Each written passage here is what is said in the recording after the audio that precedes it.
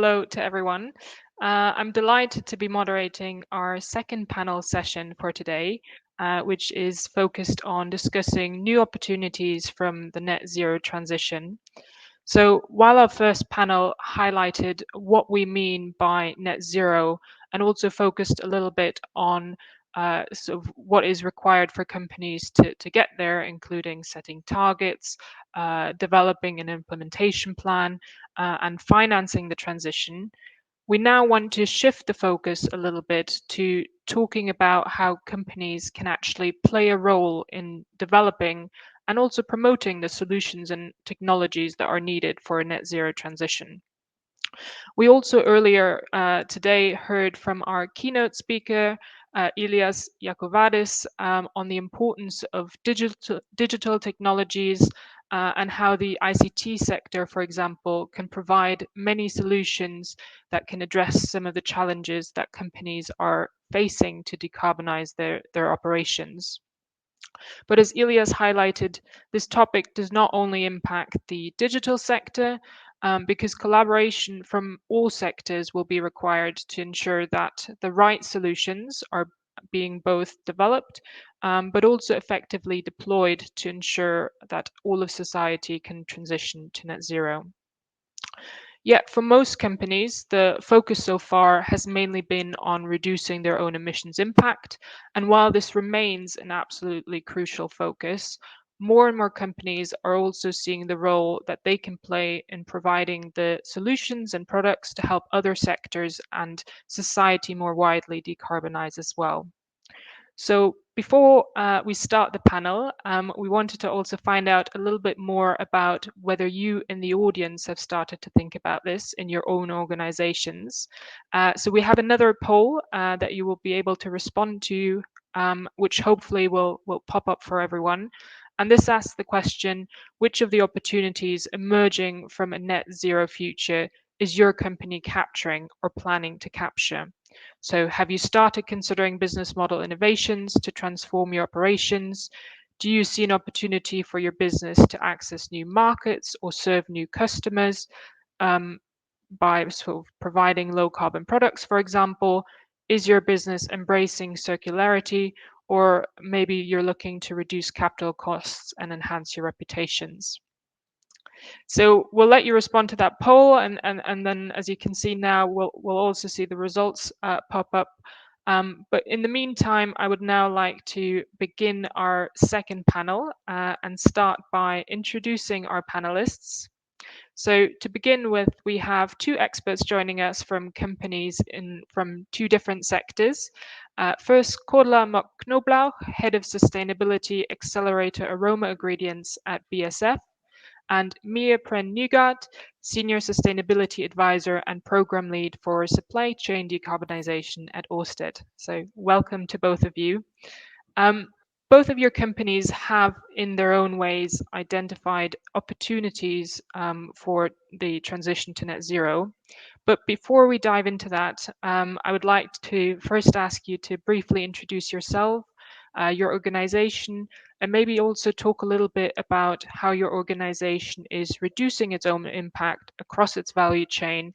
As we know, this is, as I said, a crucial first step before taking a more solution-focused approach. So maybe we can start with Cordula and then Mia. Yeah, thanks, Veronica, for the kind introduction. And as Veronica mentioned, I'm with BASF, a large chemical company headquartered in Ludwigshafen in Germany. We have more than 110,000 people working for us at 6 large Verbund sites, more than 200 other production sites, and we're able in 2022 to have a turnover of about 78 billion from our operations. But I think for our session today, what is more important than these figures is the purpose that we have. Since many years, we are saying we create chemistry for a sustainable future. And of course, this includes greenhouse gas emission reduction. And when we look to the past, in 1990, BASF has actually been responsible for Scope 1 and Scope 2 emissions of 40 million tons. We were able to reduce that over the last 30 years to roughly 20 million. So it's about the half, while at the same time, we were about doubling our production output. But of course, this is nothing to just say, hey, there we are, that's great. But we have to approach a net zero future. So this is also what we set ourselves as a goal for 2050. But of course, there have to be steps in between. So our target for 2030 is to again reduce the absolute emissions by 25%.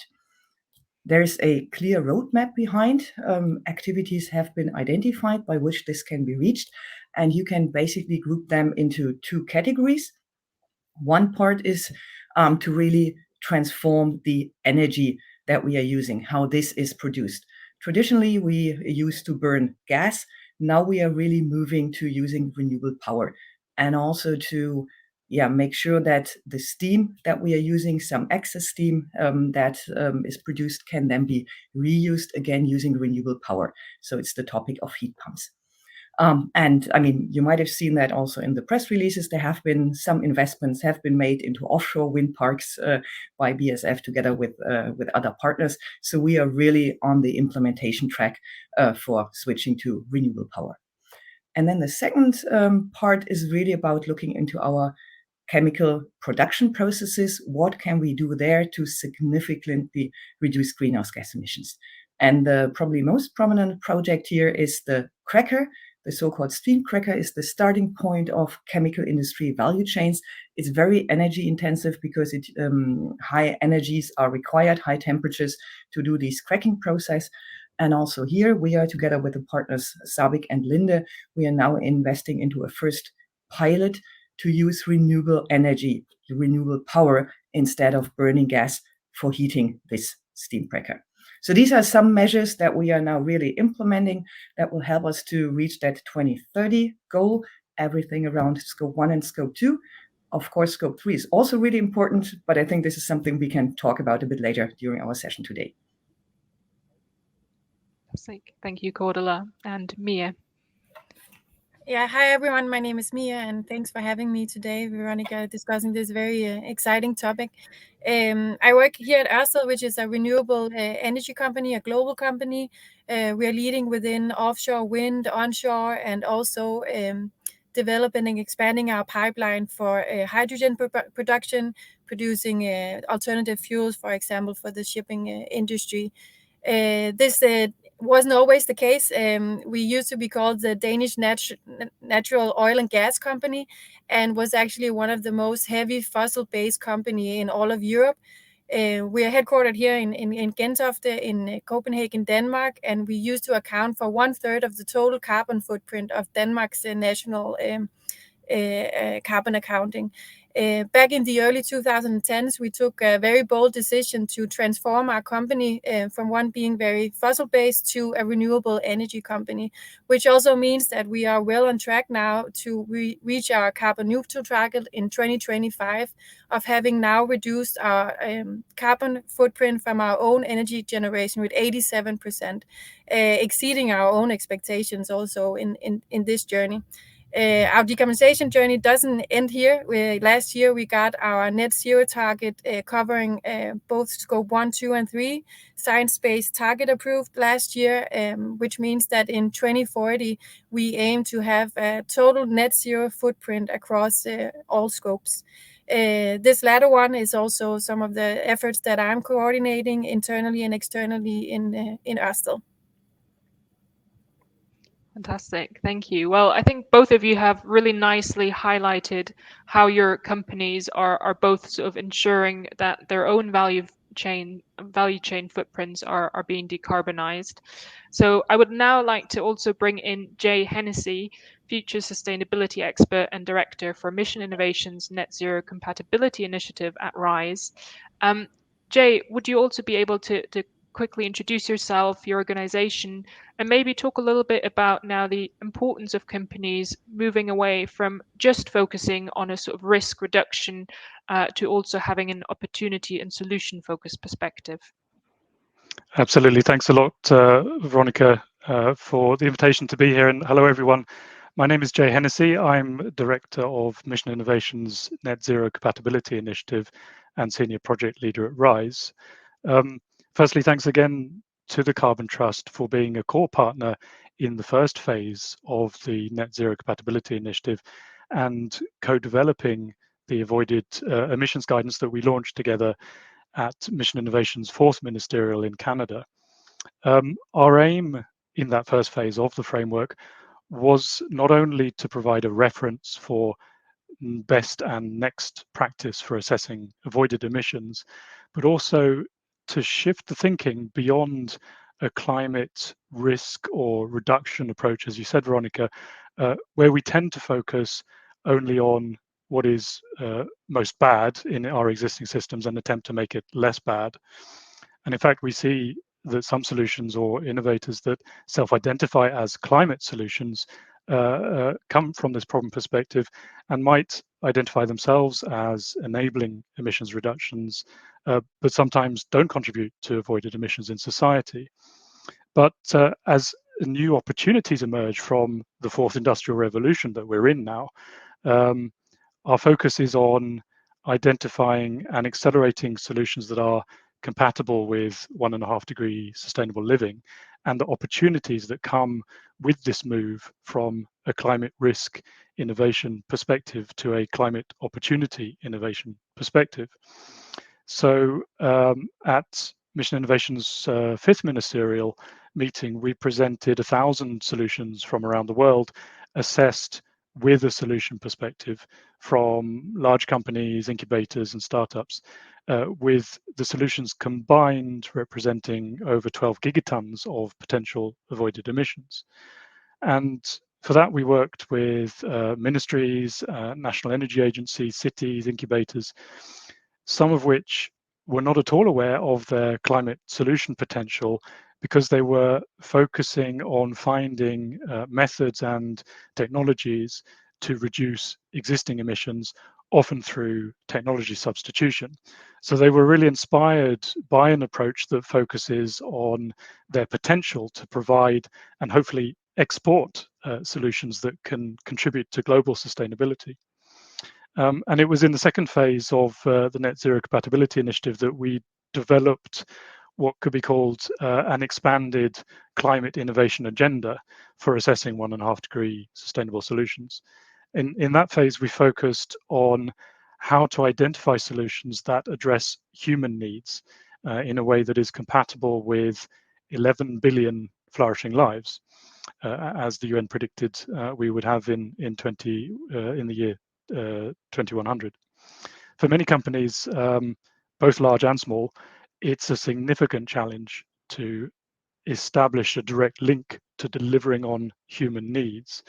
For example, they can be far down the value chain, like producing, say, nuts and bolts that could be used for anything from electric vehicles to oil rigs. And even if they know that they are used for electric vehicles, they might not know if the electric vehicles are intended for use in multi-million-dollar collections by the super rich or in electric ambulances for hospitals, for example. And for innovators, this perspective is often really empowering and inspiring, as most don't get up in the morning thinking, how can I reduce my emissions today?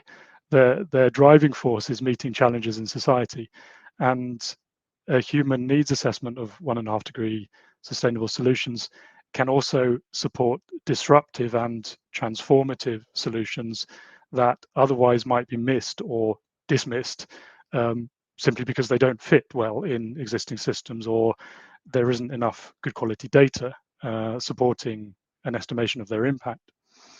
And just to end with a little anecdote, a surprising aspect of this approach, which perhaps isn't so surprising, is that some senior sustainability experts that we've talked to say they found a new sense of hope and excitement that we can tackle our climate problems after being introduced and thinking from this solution perspective with a human needs approach. So we think it's important and almost appears radical, but in a strange way, because it shouldn't be. Great, thank you, Jay. I think you've really nicely highlighted and made it clear why it is so important for companies to focus on sort of the role they can play in helping their customers and society move towards a net zero future, and really moving towards that more solution focused perspective. So coming back to our speakers from BASF and Ørsted, I would like to hear a little bit more also from you around how your organizations have moved towards a more solution-oriented approach, and also how this has benefited your organization and your stakeholders. So maybe starting with Cordula, if you could maybe talk a little bit about your shift towards low carbon products specifically. Yeah, of course. Thanks, Veronica. Yeah, and I mean, I mentioned before that we looked at greenhouse gas emissions from a corporate point of view for already many years, but we then started to realize more and more that really on a product level, this is where the questions also from marketing come. So we, about 4 years ago, started to develop a tool that now automatically calculates the product carbon footprint for all of our 45,000 products. And basically, it takes the data from the SAP system, the production data, combines it with industry average on the raw materials that we are using, our exact primary data for the amount of energy, for the product carbon, for the carbon footprint of the energy sources that we are deploying. And out of that, it's calculating the cradle to gate product carbon footprint. And for us, that was a huge step because internally at first, it really created a completely different awareness when you know exactly the product I'm marketing. This is the product carbon footprint it has. We could compare the product carbon footprints for the more common products to data that is listed in industry databases to get a first feeling for where are we? Is our production also greenhouse gas emission wise more efficient than what competition is doing? Or are we maybe lagging behind? So really get a first analysis. And we started to then go deeper for certain selected products and really based on publicly available information, calculate the product carbon footprints of competition as well. Of course, I mean, you can never have the same security if you are calculating something that competition is doing, because you have to rely on the data they are publishing. But we believe it's good enough to get a feeling where is competition, where are we, and especially also to identify the major differences. For example, in the raw material that we are using or that competition is using, the energy sources that are deployed, or the production processes. This is something you can also nicely derive from pattern analysis, etc. So we really went through this effort and found that for certain products, our product carbon footprint is demonstrably lower than what competition is doing. And that, of course, was the point where marketing said, hey, this is really interesting. I want to tell this to our customers, that when they are purchasing a BASF product, they are purchasing a product that also is the best solution in terms of greenhouse gas emission reduction. And here basically is where Carbon Trust came into play. We approached Veronica and the team, asking them to take a look at the calculations that we had been doing. Look at them compared to the methodologies they have established, and tell us whether it's possible to get the Carbon Trust label lower, demonstrably lower product carbon footprint than industry standard, or also the label carbon neutral. And this is then, I think it was quite some time we spent within the project really understanding the methodology that BASF is using for calculating the product carbon footprint, for comparing it to competition. And one thing we also discussed is what is the right analysis? Do we have to do a full LCA, or is it okay to do a cradle to gate analysis in this case? Because we are here in a business to business environment where basically our customers, they are used to just comparing on a cradle to gate basis, or this is at least where it will go to hopefully in the future. So we thought this is acceptable. We can do a cradle to gate approach here. And then the second aspect we talked about a lot within our project with Carbon Trust was the question of feedstock. Because one of the major changes that we are able to bring along as chemical industry is the feedstock change. To go away from fossil feedstocks to alternative feedstocks. For example, renewable feedstocks. I mean, biomass, while it's growing, takes the CO2 emissions or the CO2 out of the air and incorporates it, what is called biogenic uptake. And the question is now, how can this be incorporated also in the product carbon footprint calculation? That's something we discussed quite a lot, especially since BASF has established a model or a chain of custody approach where we are able to bring along this feedstock change quite quickly. Yeah, basically what we are doing is to feed in the alternative renewable feedstock in the very beginning of the value chain and then allocate it in a mass balance approach to the decisive products. Sorry, I think I got a cough. Just a second. Okay. So this is the so-called mass balance chain of custody we are following here, but it enables us to use the existing plants, not to wait for investment into completely new segregated value chains, but in the existing infrastructure to just put in the new feedstock. And then within our discussions with Carbon Trust, we realized that for some of those products where we are putting in renewable feedstock, we are certainly then a PCF that is then demonstrably lower than market share. And for some other products, we are even able to reach a product carbon footprint of 0, so that the carbon neutral label could be attached even without purchasing any offsets, simply by shifting the feedstock from the standard fossil feedstock to the renewable feedstock. Great, thank you, Cordula. And then Mia, Ørsted, as you mentioned, have undergone a sort of significant business model transformation. So maybe could you talk a little bit more about this, but then also talk about some of the next steps that you're planning to ensure that the sort of products that you're offering to your customers are really low carbon across the entire life cycle? Yeah, maybe I can start with when we took this decision. We took it because there was an increased attention from key stakeholders and customers towards climate change. There was also very trust in the decisive decision from our stakeholder, from our top management, that a viable business model was not one that was based on fossil fuels.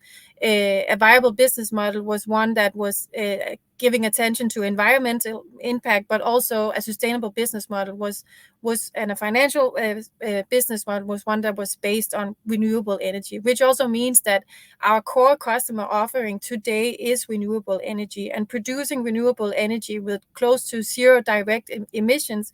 We are also helping our customers decarbonize their footprint. So government customers having a national climate target, having us as a customer for producing that electricity helps them on their decarb journey. So a low carbon product in terms of renewable electricity is our core customer offering. And we are also taking next steps now, because we are seeing increased attention from our stakeholders that renewable electricity is not just enough. There is increasing attention to also deliver decarbonized green electricity. So figuring out how to tackle those emissions that are linked to our supply chain. And this is very different than the direct emissions from our own operation and energy generation, because our supply chain and the emissions in our supply chain are based and stem from hard-to-abate sectors like steel and concrete and fuels, especially, that we use in our installation vessels when we install the wind farm far offshore. And these are some of the next steps that we are taking. We're taking them because we have a net zero target, which is also increasingly important to our customers. But we are also taking this step because this is what the world needs to reach 1.5 and stay within 1.5 degrees. It's not just renewable energy that the world needs, which is a role that we have taken upon us to help society and across industries decarbonize, both with renewable electricity, but also especially with hydrogen being one of the new technologies that I think is really game-changing in terms of staying within 1.5. But we are also seeing this as our next decarbonization frontier and the core offering that we can deliver to our customers. In order to do that, that's not an easy task, because supply chain emissions are outside a company's control. And in Ørsted's case, these materials are not just our tier 1 suppliers, but further up the value chain. And we established a program 2 years ago, a program that I'm leading, engaging with our strategic suppliers on this specific topic. Strategic suppliers representing more than 60% of total procurement spend. So these are our big suppliers. These are our most important suppliers. And we engage with them on decarbonization based on our own learnings in Ørsted, the importance of setting climate targets and having a clear vision within the company so all employees knows what the end goal is here, reporting on emission, understanding hotspot emissions so you are able to direct your climate action, and also be using green electricity, because that is one of the readily available technologies and a low-hanging fruit that also comes at a price that is competitive at the moment. And I think in terms of green electricity in our or electricity in our own supply chain, it accounts for around 20%. So it's not just an easy fix, but it's also a pretty big bulk in terms of our total emissions in the value chain. And we're seeing in just 2 years a big progress with our suppliers. This is based on dialogue. This is based on collaboration, which I think is very key in terms of tackling those hard supply chain emissions. And this is via implemented and structured dialogue in procurement processes, having these dialogues with our suppliers on these different topics. And for example, we ask our strategic suppliers to set science-based targets. Before the program, 0 suppliers have had set a science-based target or committed to have a science-based target, and now 40% of our strategic suppliers have set a science-based target. That also means that they're not just setting targets, they're also setting targets that are aligned with what science dictates. And that's important for us, but not just in terms of that's where you find the credible climate action, but it's also a kind of a stamp of approval or a recognition that we know our suppliers is on the same journey as us, and we need them to be on this same decarb journey in order to reach our targets, net zero in 2040 across all scopes, but also to make sure that if we want to offer a decarbonized renewable electricity to our customers, then we need our suppliers on board this journey with us. Great, thank you. Yeah, I think both of you have really highlighted that there's really a wide variety of ways to move towards a more sort of solution-oriented perspective, whether that's sort of shifting towards low carbon products or identifying ways that sort of your solutions that you're offering can enable a transition to net zero. But you've also highlighted the importance of always thinking ahead and sort of not remaining constant and keeping on innovating across your value chain. And so my next question is for you, Jay. As part of the Net Zero Compatibility Initiative, you've looked at thousands of different innovations that are helping to avoid global carbon emissions. From this work, can you maybe identify some of the trends in the innovation space of the Net Zero Compatibility Initiative, and maybe also highlight what type of companies you see that are seizing the opportunities in this space? Absolutely, thanks, Veronica. There are some broad trends that we see, and for us, one of the key trends that's born out of a solution approach is that the conversation has started to move away from a focus on the largest emitters in existing sectors and how we can make them emit less, which we call a static problem approach, which isn't to say that it isn't important to look at ways to reduce existing emissions from these sources. Of course, it is. But it can limit our thinking and leave many of the more disruptive or transformative solutions that we need to reach our climate objectives quickly enough. It can leave them hidden from view, and also the stakeholders of tomorrow can be left out of the conversation. So through a solution perspective, we see the door is being opened to many more solutions that may not otherwise be visible when focusing on existing systems, or when we limit our focus to self-identified climate solutions. Cordula talked about the choice of whether to do a full LCA. In many cases, when new disruptive solutions are considered, they could be dismissed by some types of assessments as having little potential because they don't fit into existing systems, or they're based on new or future systems where we simply don't have enough data to make accurate assessments. So acquiring new data and making data more open is an important trend, where a lot of great work is being done, but the need for data is also big, and the data that's needed isn't well understood in terms of how we deliver on human needs. What we see is the avoided emissions framework and the four-step approach to climate impact assessments allows for solution providers to be identified and supported. And by focusing on solutions, we also are expanding this innovation space to include how solutions deliver on human needs, to be able to identify and support and accelerate those solutions that are most compatible with human needs for 11 billion flourishing lives. And I think a really important trend here, and a really good an important example of work that's identifying the demand for solutions that deliver on human needs, is the United Nations Climate Change Global Innovation Hub, which we co-developed and launched with the UNFCCC at COP26 in Glasgow. And this year's Global Innovation Hub pavilion at COP27 included a number of companies that have now joined the Global Innovation Hub as partners and supporters, which is really important to help develop and test tools for identifying solutions delivering on human needs, and the demand for those solutions, and establishing that demand, for example, in cities and regions. An important aspect of that, of the Global Innovation Hub, is the inclusion of enablers. And many assessment frameworks in use today, they tend to focus on material and technology substitutions in the supply chain, whereas enablers such as PR agencies, law firms, conference organizers, and so on are not given credit for their leadership and contributions that enable and support solutions that deliver on human needs. Veronica, you mentioned collaboration from all sectors.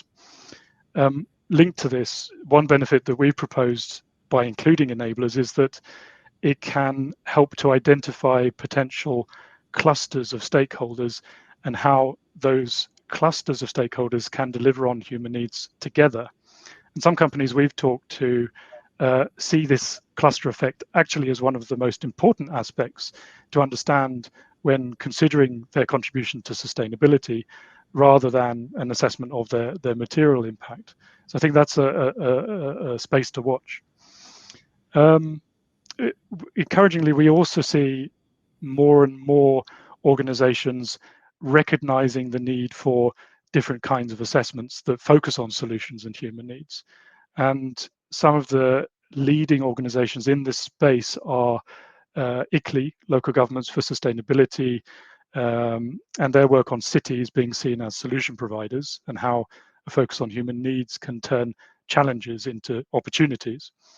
There's also the OECD with their full iceberg approach that is designed to move from addressing the means, as they phrase it, such as transportation, and instead addressing the ends, which is essentially human welfare. This year, Japan will also push for the use of avoided emissions as a metric, and for companies as solution providers at the G7 in April, which is a really fantastic move. And this quarter also, the World Business Council for Sustainable Development will publish guidance on avoided emissions for companies as well. So I would say that there is a clear trend and lots of exciting developments, and more companies coming into this space in line with this solution and human needs approach that's really starting to emerge now.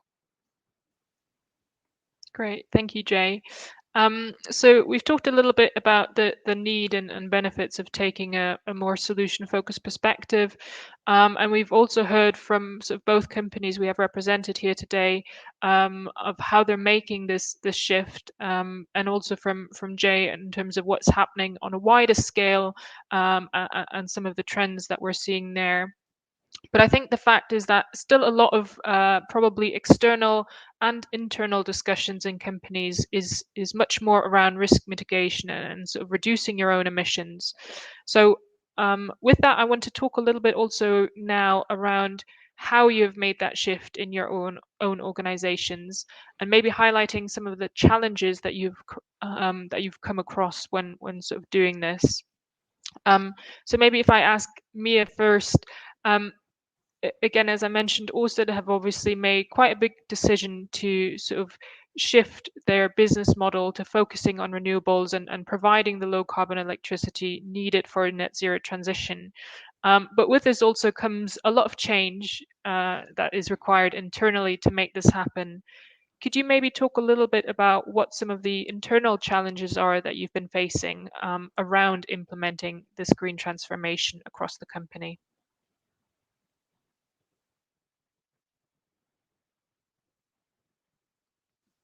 I think you're still on mute, Mia. Sorry. When we started this discussion in our company in the early 2010s, there was a lot of resistance also in the company. First and foremost, the business case didn't add up. It was a very risky investment decision to transform the company, and you really had to trust to gain those long-term benefits. We were also one of the best ones in the world to run power plants, and we had our core competences built on oil and gas.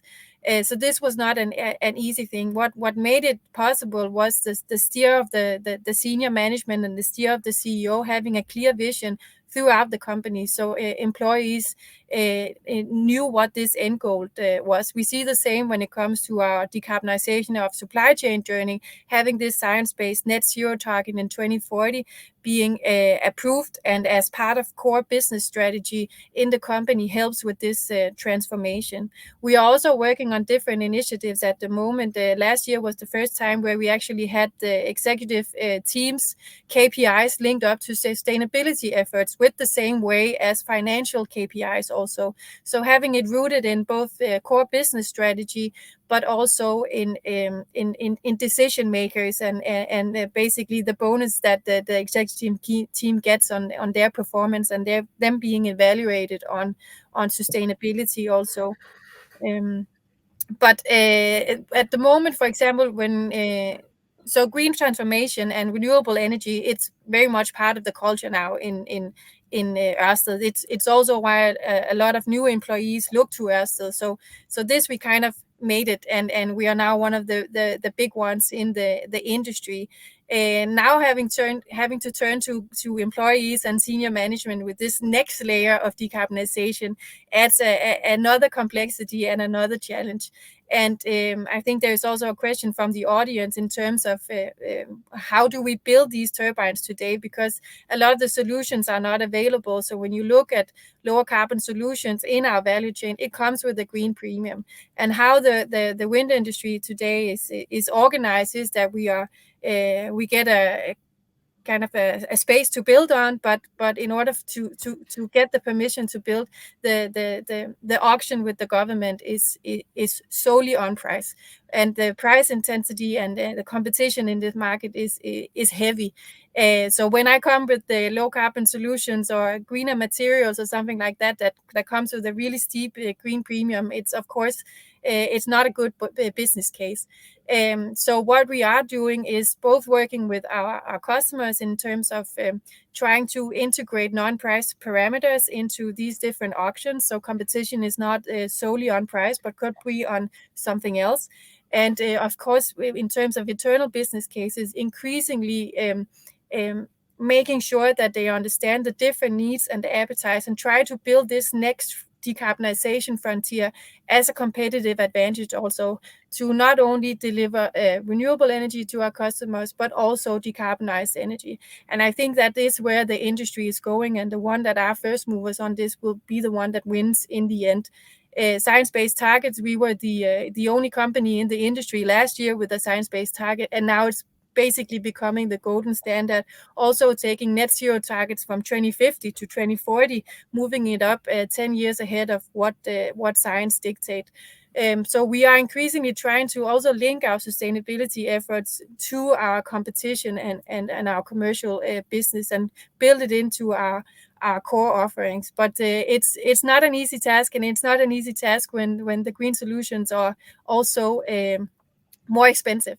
And I think one of the ways of going about that is working with suppliers, working with partners, and also across industries. So many of the materials that our supply chain emissions stem from are not unique to Ørsted supply chain, which also means that the influence that Ørsted has on, for example, the steel industry, even though we are a renewable energy leader, is very limited. So working with other companies and setting ambitious commitments to really mature those technology, to make them reach cost competitive prices, so we can start taking those decisions. And then also being able to compete on something else in price. And that's where carbon is very interesting, because it's actually a metric that you are able to compare, and something that is that customers and stakeholders really value, because it's tangible.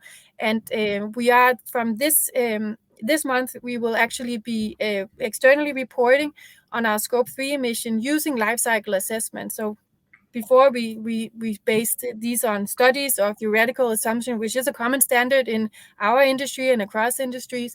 But to increase this transparency and awareness around the supply chain emissions, we will start reporting on project-specific supply chain emissions. So it's clear to our stakeholders and to our customers what is the specific carbon footprint of this asset project. We're also working with peers on establishing a common standard for this. So that enables comparability across assets and across developers. One thing that Cordula is also referring to as being kind of a game changer to push our own industry forward, but also across industries. Having this metric that is very visible to a customer and increases the transparency, and hopefully also having customers choosing the one with the lower carbon footprint than the other one that has a higher one. Great, thank you, Mia.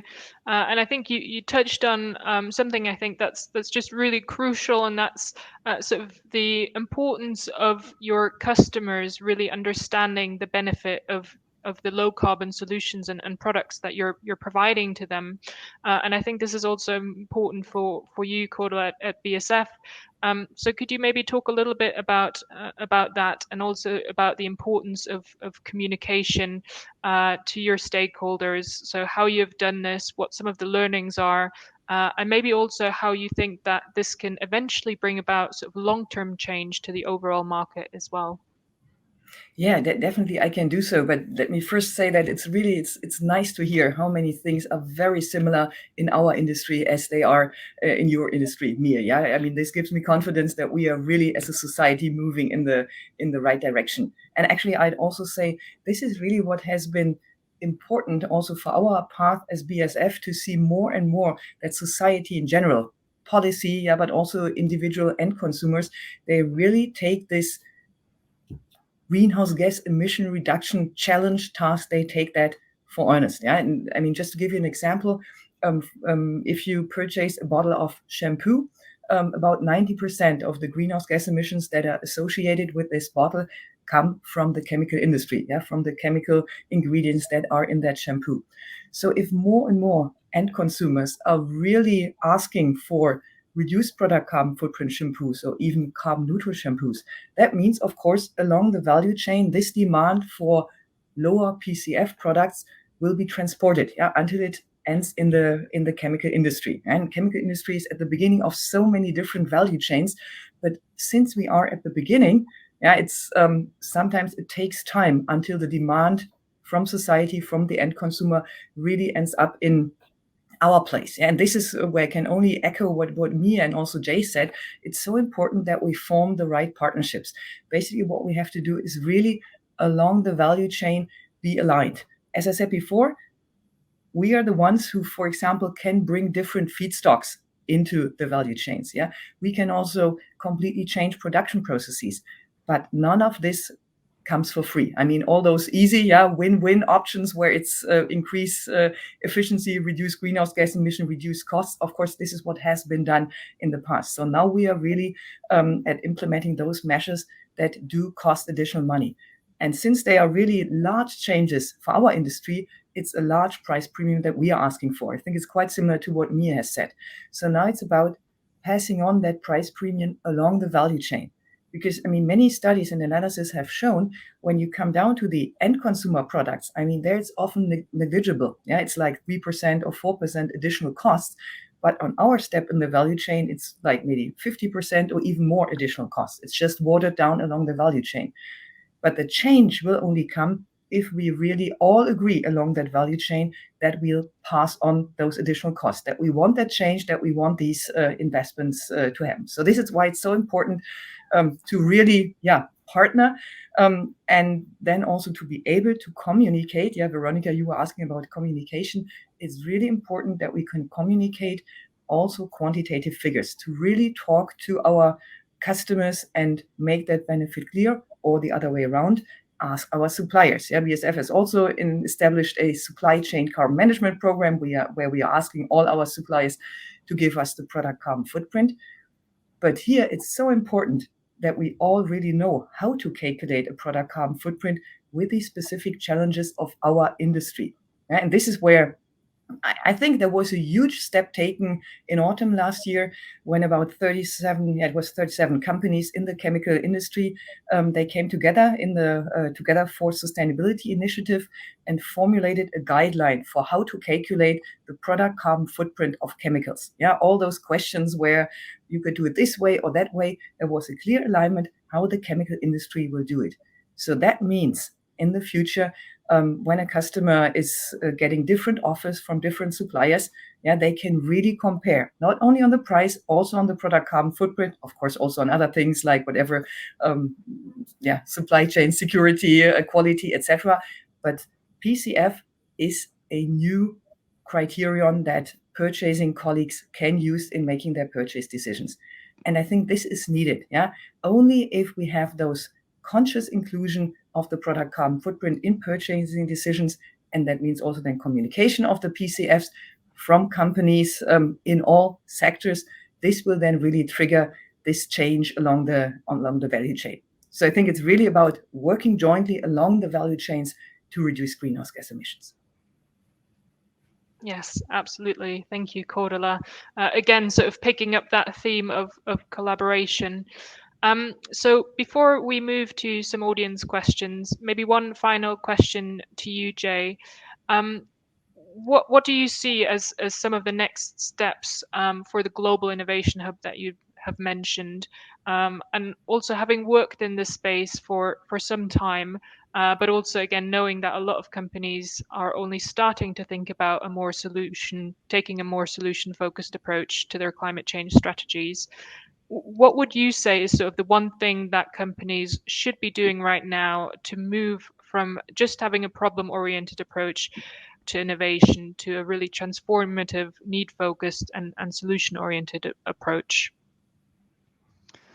Thanks, Veronica. Yeah, I mean, one key support for this is that in the third phase of the Net Zero Compatibility Initiative, we're focusing on delivery of a toolbox for implementation. We launched an initial set of tools at the Global Innovation Hub at COP27, which, by the way, are free to use on our website, including, for example, a tool to compare current assessment initiatives and how they handle 1.5 degree sustainable innovation and human needs. Some initiatives include or mention these perspectives and others don't, but it's these perspectives of an expanded climate innovation agenda that we aim to bring to the fore this year in 2023 by providing guidance and tools for companies and different stakeholders. We've worked with a lot of stakeholders in countries where a solution-oriented approach is being embraced, not least in the Global South. This is especially relevant not only because the Global South will represent the majority of future global emissions, but also because solutions from the Global South, by their nature, tend to be more compatible with the human needs of 11 billion flourishing lives. And it's the global south where avoided emissions really take on their full meaning. As an example, India will host the G20 this year and has shown leadership through Mission Innovations International Incubator, CEIIC or Social Alpha, that also launched a global challenge at COP27 to incubators and accelerators to present their strategies at COP28 that aim to deliver a total potential impact of 1 gigaton of avoided emissions per year. And we really hope that other countries will take up that challenge along with the companies that are providing the solutions to present those solutions for global sustainability. Together with ICLEI and the Global Covenant of Mayors and the Global Innovation Hub, we'll also be continuing work with cities and regions to be solution providers through the companies and startups that they support. Me talked about changing business models, and for companies, a solutions approach can be used as a strategic tool for business model innovation and to guide their support and investment for the next generation of solutions. Cordial also mentioned marketing, and it's this focus on human needs that helps companies to move away from just a risk management approach that's of course also good and important, to a sales-driven perspective where the focus is on the impact in society through the lens of humans, not just a process to essentially make fossil-free versions of what we already have. And regardless of how well companies know their value chain emissions and their impact on human needs, all companies should do a human need contribution assessment as part of their strategic planning. So it's the tools to support this that we're focusing on in this third phase of the Net Zero Compatibility Initiative.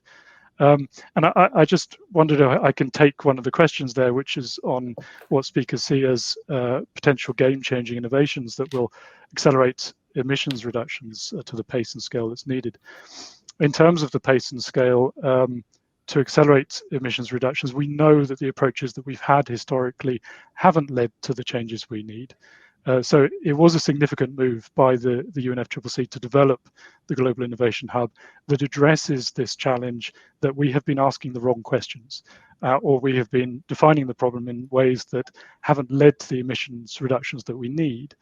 When we take a solutions perspective and a human needs driven approach, we have much greater opportunity to identify and support new disruptive and transformative solutions that have the potential to deliver on 1.5 degree sustainable solutions. And I think a lot of the game-changing innovations that we need are not yet known about for this very reason, that we haven't been focusing on solutions. And through our work, we've seen thousands of solutions, but it's really vital that we start to ask the right questions so that we can identify and support these solutions. And I'll end it there and just say thanks for that question, and we really look forward to anyone who'd like to pursue this further and work with us. Fantastic. Thank you, Jay.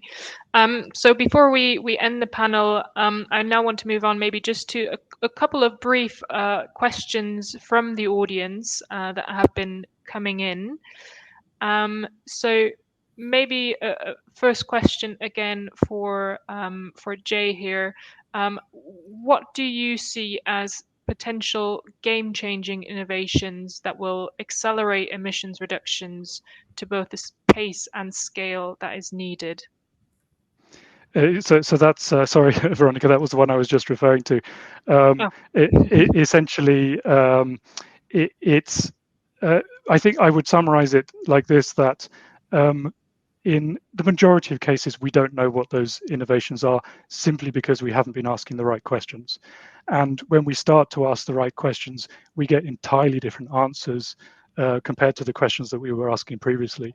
And what that highlights is that there are a lot of solutions out there that are simply hidden from view right now. So it's extremely important and good news that we are starting to ask those questions, but more of us need to do that, and that will help us to identify the solutions that we need that are sufficiently that do meet the pace and scale that we need. Great, fantastic. And maybe one final question for both Cordula and Mia, if you can answer very briefly around engagement with strategic suppliers. So the question here is, does that mean that there are tender advantages for suppliers who are performing better on climate actions? And really, how do you motivate suppliers to join you on the net zero journey? So maybe Mia first and then Cordula briefly. Yeah, sure. I think two things that are important to understand, and I'll do it briefly before answering the question, is that there are few suppliers in the renewable energy industry. So it's not like deselecting one supplier, we can just choose another one necessarily. And the topic is even more complex when you would like to use local suppliers, for example. The other is that our supply chain was not at the same maturity level when it comes to climate strategy, climate target setting, or sustainability journeys in general as we were. So first step was to build up capabilities with our suppliers to start taking this journey, setting targets, which means that they didn't get an advantage in tenders or anything, but it was collaboration and it was dialogue and it was building up capabilities also internally in Ørsted, in our QHSE department, in our procurement department. So it's structurally systematic part of our way of working with our suppliers. With that being said, our suppliers know that we are aiming to reach our net zero target in 2040, and we won't reach that target without our suppliers. And we see a big appetite from our suppliers on getting on this journey together with us, because they also, of course, see that a viable business model is one that is based on way lower emissions than the industry is today. Yeah, and maybe to add on that, from the perspective of BASF, I think there are two topics that are important. One is really to also, together with the supplier, work on the competencies. Yeah, when we set up our supply chain carbon management program, we really also had partnerships with different organizations who could train suppliers in how do you actually calculate a product carbon footprint. Yeah, because sometimes this is not known. So really to support ability, competence build up at suppliers is something you can do. And the second thing, of course, is then also really be in this honest dialogue, explain to suppliers why you are doing that, and maybe also talk about, what are our experience now as BASF with handing out product carbon footprints to our customers. And for example, the very positive feedback that we were getting when we launched our low product carbon footprint portfolio in the chemical intermediates arena, we really had our customers coming back to us and saying, hey, it's great that someone is starting us, that we now have a variety to choose from, that we can see it's possible to produce certain products with a considerably lower product carbon footprint, and this really created interest and opened some ways of discussions we didn't have before, and by sharing such experiences again with our suppliers, this then also motivates them to really get working on this topic. Great, thank you. Well, I think that's unfortunately all we have time for today. So thank you for all the audience questions that have been sent in. I also want to say a big thank you to all of the panelists today for a very interesting and I think thought-provoking discussion. So this concludes the panel for today.